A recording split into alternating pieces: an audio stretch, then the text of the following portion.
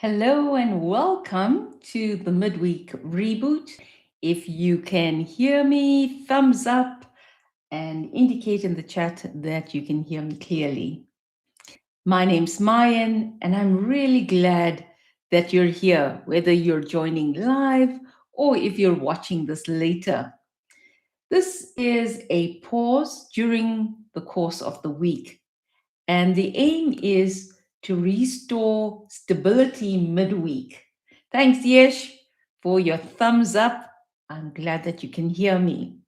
So, today is the second calm performance reset, and it's where we take one professional pressure point and we'll unpack that.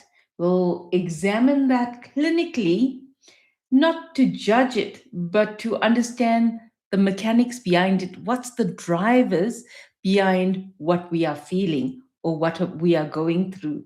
And remember, you can also indicate what pressure points you are feeling, what issues you are going through, and we can unpack that in future lives or even in a video. And what we look at doing is rebuilding. We unpack why we feel a certain way in these calm performance reset sessions, and then we look at how do we rebuild. So the second case file is as follows, and let me share my screen.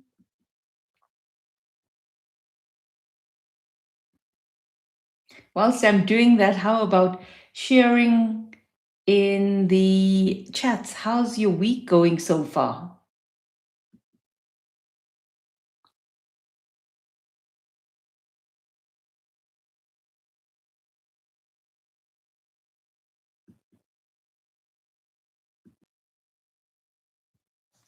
I'm sure you can see that now. Tiring. Okay. Yeah, I've been seeing that quite a bit at work as well. People are so tired. It's just the 4th of March, and people are really, really tired. So one needs to look at what can we do to just try and reinvigorate ourselves. It's only March, guys. I've got the response long. Yeah.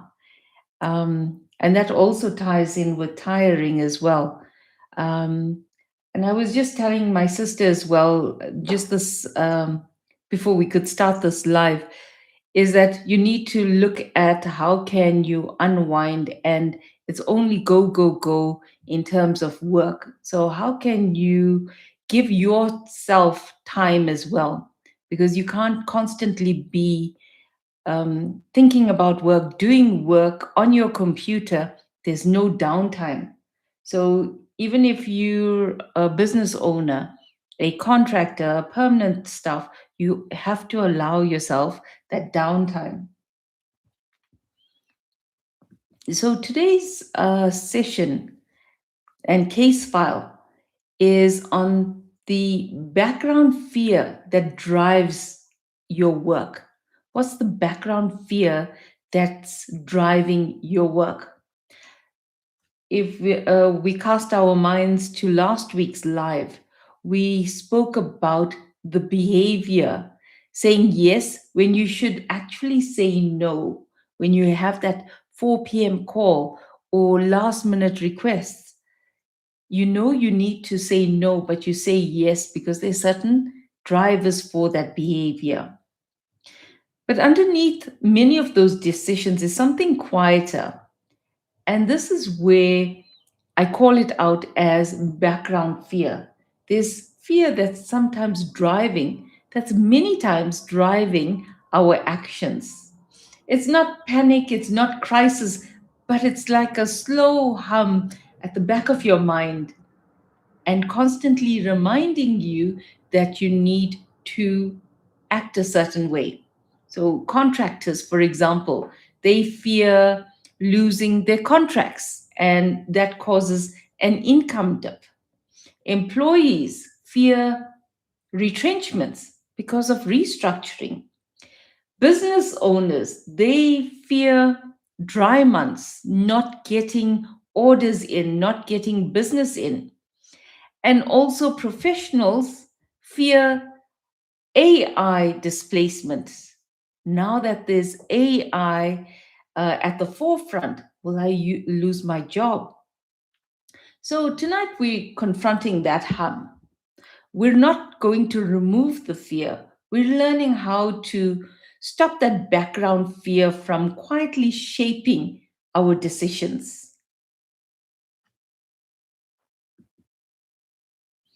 So, here are some modern professional fears.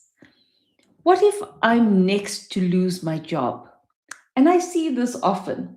So, my 9 to 5 job, I'm a change manager. So, I deal with lots of restructuring projects, and companies want to do more with less people.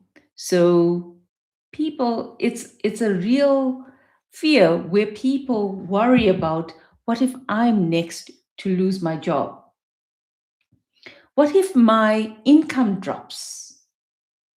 What if this contract doesn't renew? I know I was sitting with that scenario just last year in December. I wasn't really sure if my contract was going to be renewed for this year. And that would mean that I would need to get a new contract. What if AI makes my role redundant? And we see that more prevalent these days. There's AI, there's automation that's taking place, and lots of roles may become redundant, especially where there's high volume, not a lot of thinking that's required. That's something that can be automated and can be done by AI, and as opposed to, or be done by a system as opposed to a human. So, therefore, jobs will become redundant. What if I'm slowly becoming irrelevant? So, the role is no more required, or you're not relevant. You in that role is not required. So, you become irrelevant. What if I'm falling behind and I don't even realize it? And that's a fear. There's other people that's in the job market as well, that's coming into the teams. What if you feel as if you're falling behind and you don't even realize it? So you don't need to type this in, but my question is, just hold this in your mind. What is your quiet background fear right now? What do you fear? And these fears are really, it's it's plausible based on our macroeconomic environment. There's instability in terms of companies, income, and with AI being introduced in all industries, there's, as I mentioned, doing more with less. So that's where organizational restructuring comes into play.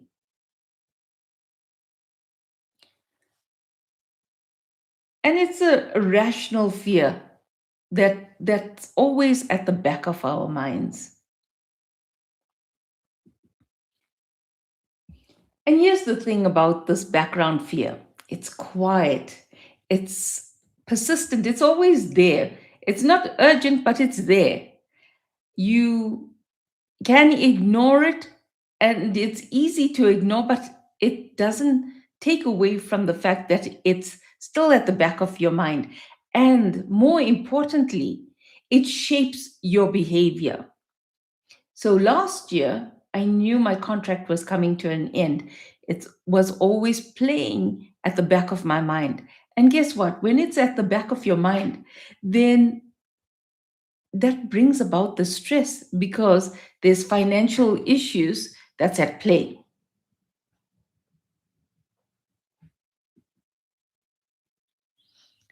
And with that fear, you tend to overcompensate.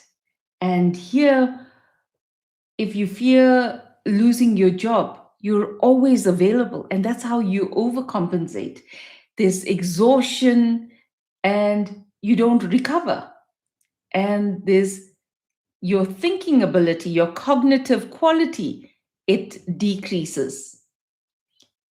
With AI, you're working harder to show that, to prove that you're worth something, you're providing value. And instead of upskilling yourself strategically, you're doing more. Then there's the fear of, if your income will dip. Then you say yes to everything. And then you have scattered performance. What does the scattered performance lead to? More tiredness, burnout, stress. My question to you, and you can drop it in the chat, where are you overcompensating because of this fear? So remember, I asked you to think about one thing that you're fearful about that sits in the back of your mind. So where are you overcompensating because of this fear? Are you, for example, working longer? Are you saying yes too quickly? Are you avoiding risk?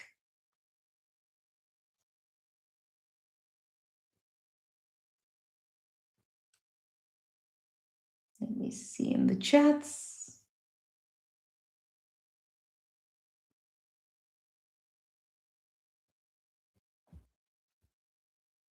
Saying yes to everything. And that's how you're overcompensating. Then I want to ask you the question, if you're saying yes to everything, is it sustainable over a period of time? Would that be sustainable if you're saying yes to everything? Or is there a way of you taking certain things and maybe delaying some things? Another response is avoiding risk. You're overcompensating by avoiding risk. And you need to see what risk are you avoiding? If there's a income risk that you're avoiding, then can you create a buffer, a financial buffer? And then you need to identify how big is this risk that you're avoiding. Okay. Not sustainable, already burnt out. Yes. Saying yes to everything and not discerning as to which you should take on, which you shouldn't, will lead to burnout. So imagine yourself, cast your mind to October, November, December. Are you waiting for the December holidays? Because that's far away. So, how are you going to protect yourself so that you can so that you can survive the year?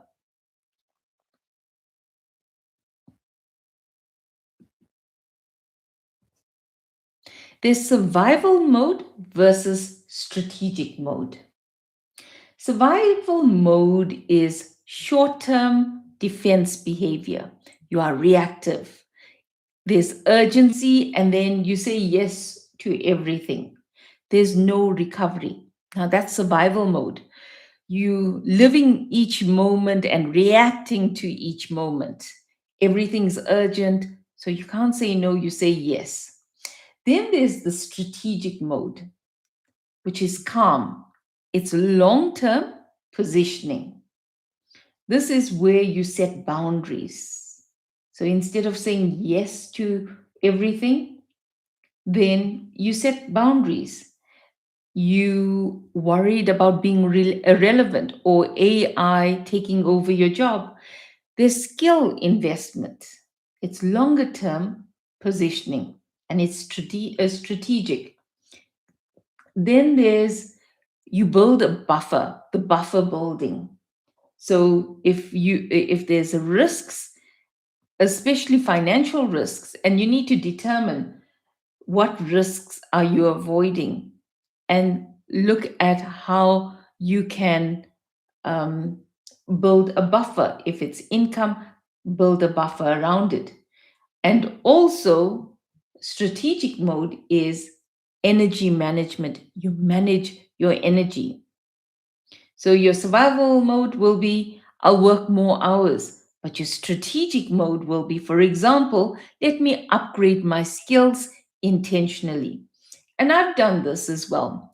So I didn't just end up doing YouTube. There was a journey that I traveled initially at work because my client could not um, get other third party um, service providers to do videos. Then I started doing that. I taught myself how to use certain platforms, certain programs to do up these videos. I got comfortable with speaking. Initially, I did videos that didn't require me showing my face. And I added value like this to the client because out of one person, they were getting other services that they didn't need to pay for. So look at ways that you can make yourself relevant. So that was my journey where I started there and it evolved. Over time, I thought, okay, I'm doing this for work. Now let me look at how I can do this in my downtime, my personal time, and it doesn't impact work.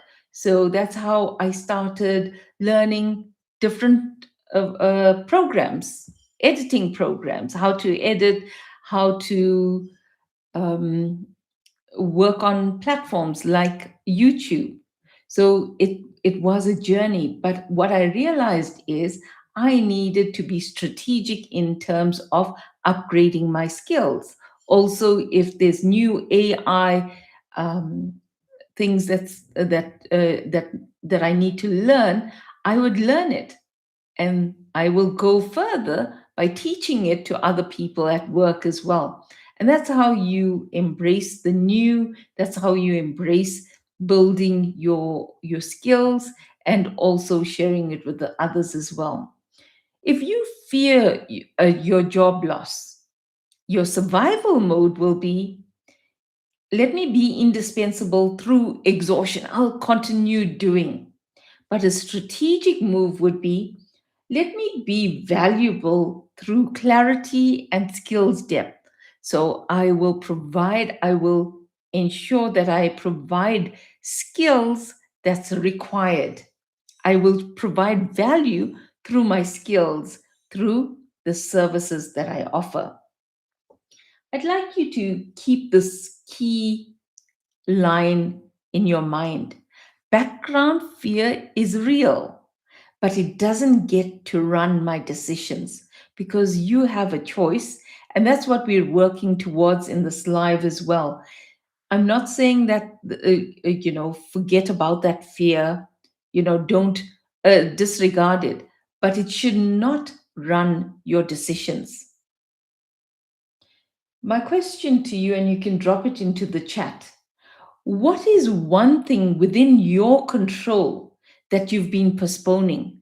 One thing in line with your fear that you identified upfront.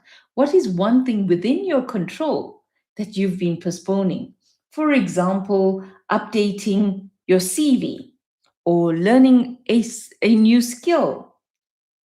How about having a boundary conversation or starting a buffer?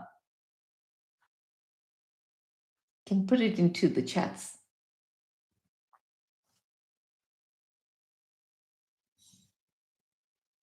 Starting my side business properly, and that's what you've been postponing.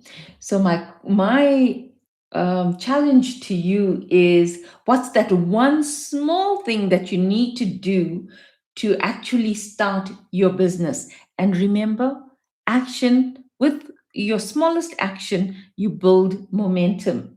So what's that smallest action that you can take, that you can contribute towards building your side business properly? The other response I've got, going out to promote my business in person. And that's something that's within your control that you've been postponing. And again, how can you build your confidence to go out there to promote your business? Identify, I said confidence, but you need to identify what is holding you back from promoting your business in person. And it brings me to a story. I was, I think, 16, and I knew I wanted to get a part time job, and there was a mall that was close to us. So I walked from one store to the next store, asking them if they've got a vacancy. So it didn't come naturally to me. I had to identify what are the words that I'm going to ask to say. So I practiced it in my head. I'm mind ready. I'm looking for a part-time job. Do you have a vacancy? And that's something I practiced even beforehand, and I went from store to store. And guess what? I got to know. I got to know. I got to know. I spent the day asking from shop to shop the shopkeepers, the owners of the store, if they've got a vacancy. And everybody said no.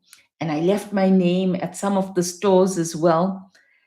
And that was it. So this was in the 1990s. There was no email at that time, and you literally have to go and promote yourself. What happened next? I got home, I was despondent. There was no yes, and that was that. Thereafter, I think it was the day afterwards, I got a call from one of the shops where I left my name, and the individual, he was the owner, he said, I can come through and they'll give me 1 week as a trial basis, and then we can take it from there. So remember, you might not have the confidence. I didn't have the confidence. I had to go through that process of the no's, and eventually, by leaving my I also, what happened as well is I got the nose each time I got to each of the stores. But as I was doing that, I was becoming more confident in presenting myself. And remember, I said, even before I went to the mall, I knew what I wanted to say in my mind. I said it out. I said it out aloud. Then I went to the stores and I said it to the individuals who own the stores or manage the stores. And as I was going from store to store, my confidence grew as well. And it became more natural how I presented it. So, to the individual, in terms of what's holding you or what's within your control that you've been postponing, and you're not promoting your business in person, identify what's holding you back. And as I said to previously as well, what's the smallest thing you can do to go out there? So something that feels safe to you. You might speak about your business to a store that you always go to, or to somebody that you might know. Then you get that courage and it builds momentum. You can go and speak about it to somebody else. I hope that helped. Let's get to our calm fear reset. Here, you need to name it. What exactly am I afraid of? It shouldn't be vague, it should be precise. Like you've said over here, starting my side business properly, or going out and promoting my business in person. So you're being specific, you're not vague. So here, some of the examples could be, I'm afraid my role may be automated. I'm afraid I won't win new clients. I'm afraid of retrenchment. And let me tell you what I'm afraid of, where my anxiety comes from. I've mentioned I'm an independent contractor. So my anxiety My background fear is if my contract is not renewed, because that means a loss of income, or your income might fluctuate.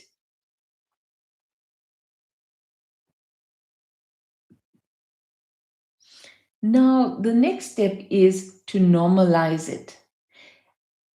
In this day and age, to have that fear, it's valid, especially in the environment we live in, right? So if you fearing AI in 2026, it is understandable. If you fearing your side business, you're thinking about it not working, right? So yes, it is a real fear. You're fearing not promoting your business. It's real because the answers can be, the response can be no. So therefore, your fear is valid. But understandable does not mean you surrender to it. It is a possibility. People will say no, but you must not surrender to that fear.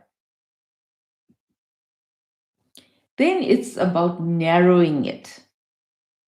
Fear generalizes, but your strategy narrows. So if you have the AI fear, what's within your control? You can build skill. You can become adaptable. You don't need to fight it, but how can I embrace it? You can build relationships so that okay, if this thing doesn't work out for me, then I have alternatives. Strategic thinking. How can I best traverse this fear? How can I traverse this possibility of losing my job or becoming redundant due to AI? If you fear losing your job, then what's within your control? Your performance level, the performance quality. Also, if you fear losing your job, how about widening your network? Look at your network, build that network, because if you need to know what other possibilities, what other opportunities exist out there. Also, if you fear losing your job, how about savings? Have a buffer, have your CV ready, put it out there. So for me, in terms of this narrowing it, it's you need to really be strategic. And this brings me to an example. And as I was building this example came to my mind quite often. So I thought, let me share it with you. So I've been an independent contractor from 2012, but in 2020, April 2020, I just completed one of my projects. From April 2020 to April 2021, 1 year, I was without a contract due to COVID. And it was very difficult for me to actually get a project. It didn't mean I sat on my laurels and did nothing. I was active on LinkedIn. I was also building my skills. Unfortunately, I didn't think about YouTube at that time, but I was doing other things so I wasn't just sitting and doing nothing. But the point is, I was able to survive that 1 year without having income because I built a buffer, a savings buffer. Also, it meant that I needed to reduce my spending. So I had to be strategic about that year as well. There's things that I couldn't do during that year that I would normally do. So savings helped me, that savings buffer, as well as bringing down my expenses, as well as not having debt. So uh, even though my fear is that of, losing my contract, and it did happen in that year where I couldn't get a project. And it was real, and I lived through it. But yes, I got out of it. In April, I was able to get a new project. And here again, it's because of your network. If you have a good network, then people know that you're good in a certain environment, in a certain field, and they'll call upon you. So things were starting to normalize, and um, businesses were opening up, and organizations were opening up. So I was able to get a new project. So that's how you can look at things that you fear, that's valid, and what can you put in place. So my question to you is, and you can put it in the chat, what is one controllable action you've been postponing? So you've mentioned it, but what's one thing that you can do in order to counteract that action? So if you've been putting off your side business, what's that one first step that you can take? If you've been putting off promoting your business, what's that one small step that you can take? And the fourth one is you need a neutralized distortion. You need to ask yourself, is my fear predicting probability, or is it a catastrophe? And fear often turns possible events into catastrophes. So you need to ask yourself, is this actually likely, or is my mind jumping to the worst possible outcome? So, for example, the markets would shift, okay? And that's a probability. And, that will impact your job. It might impact your organization, and therefore it impacts your job. So that's a probable thing. But a catastrophe would be that kind of thinking which will you say, I will never recover from this. So remember my story of COVID between April 2020 to 2021? I got out of it. History shows that you adapt, things move on. So the worst case scenarios could be your income drops, lifestyle adjustments, short term support. You pivot and you have to rebuild. So, yes, the worst case is uncomfortable, but it's not a catastrophe. It's not the end of the world.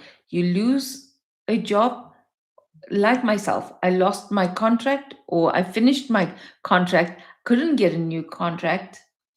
At the time, there was lots of fear that I won't get another contract, especially due to what was happening due to COVID.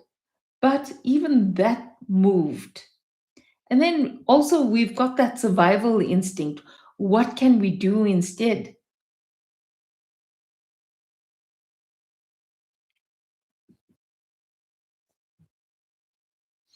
And the last one is navigate strategically. You need to take a step back and make decisions from a position of being calm. If I were calm, I would build a buffer if income is an issue. I would upskill deliberately if AI is an issue, or if there's restructuring. If you can see your company is restructuring, where else are there other opportunities in the business? How can I upskill in preparation of what's to come? Then you need to also define boundaries. Instead of saying yes to everything, instead of being the person that everyone just dumps their last minute requests on. How can you define those boundaries? Yes, it will be hard, it will be uncomfortable, but how do you do that? How do you protect deep work? How do you ensure that you're able to focus on what really matters? And how do you invest in relationships to build that network? So, those are practical things of looking at your scenarios strategically, building and here again I say, what's the first smallest step you can take in terms of whatever you fear, and ensuring that fear doesn't ride you. Fear is not in the driving seat. It's that first small step that you can take that will build momentum over time. So for AI, here again, I say, look at what skills you can build over time. If you've got income fear, how can you diversify your revenue stream? Are you saving? Are you putting away now? As a contractor, they say you should have 3 to 6 months of a buffer. Do you have that? Can you? And if you don't, let's start working towards that. If you're fearing your job, are you building the right relationships? This is where your network is so important. As they say, it's not what you know, it's about, more importantly, who you know. So these strategic moves will reduce your background fear, and action quiets that fear. Overworking will just exacerbate and amplifies it. So you don't do more of whatever you're doing, you take a step back and you think about it strategically. So, what is, and here again, you can put it in the chat if you want to, is what is one regulated move you'll make this week? What's that one small step that you'll take? And be specific about it. I'm going to challenge you to be specific about it. And it doesn't need to be a big thing, just one small move that you're going to make. And you shouldn't say, I'll try to be calm, but instead you should say, I'll block learning time, I'll build savings, and look into your budget. How are you going to actually save towards that buffer? I'll say no to one request. Now, those are actual things where you're specific about what you're going to do. If you have any questions, you can put it into the chat, because I've got about 2 more slides and then we'll be done. And if you're interested in me unpacking a scenario for you that you're going through, please also put that into the chat.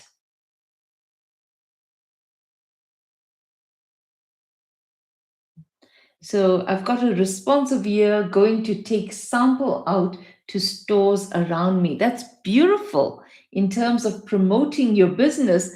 What's better than just talking about it? It's showing what you can provide, them looking at your product, feeling your product, seeing it, tasting it if it's something edible. So take samples out to the stores around you. And also, before you go to the store as well, just think about, how are you going to position yourself? What are the key things that you are going to get across to whomever you speak to?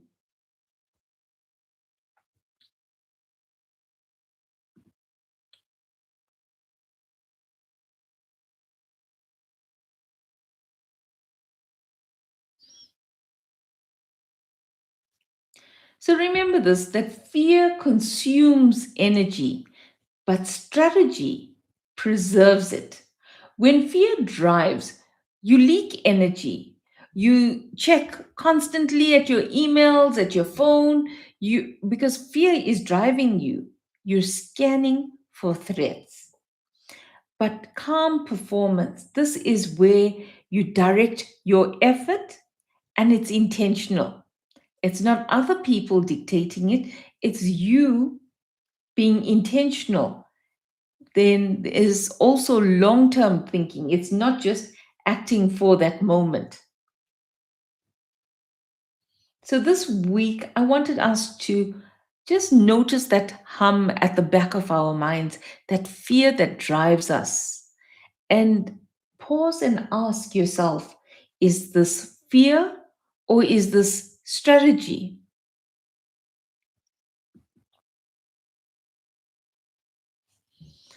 So at the beginning of this live, I told you we're not going to eliminate fear, but we're going to confront it and help prevent it from shaping how we show up, our work, how we operate.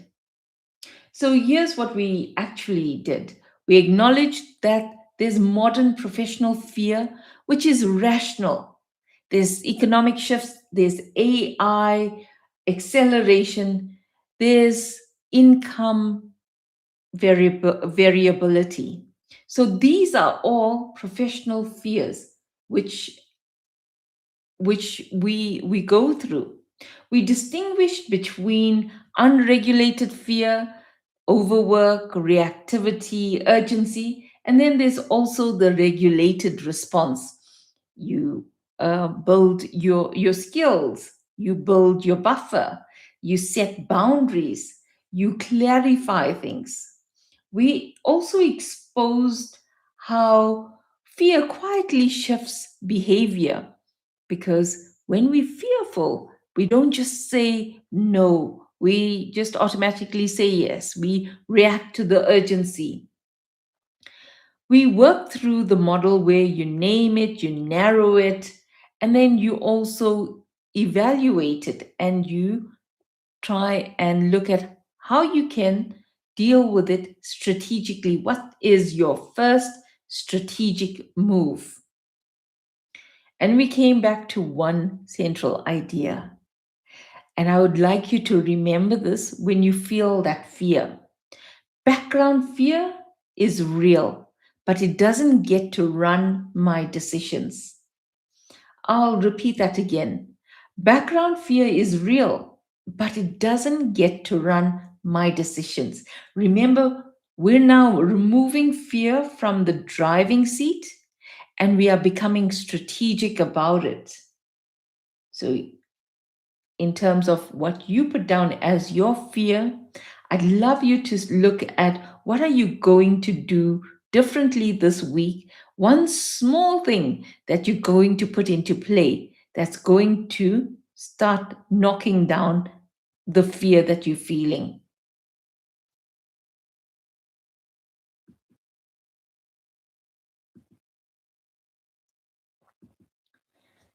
And this brings me to the end of this live. Um, Ask yourself again, where is fear making my decisions? And what would the calm strategy be instead? What do I need to do instead? Where am I being driven by fear?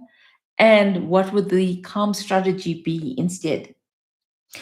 Remember, when fear drives, burnout follows. When panic drives, poor decisions follow. And when you don't build calm performance from fear, it's from being strategic. Thank you for joining me. I I've got a response over here. Let me read it out before we end. Thank you for such a wonderful live. I appreciate these tips. Will definitely apply this to my week going forward. Thanks for this. Needed to hear the message.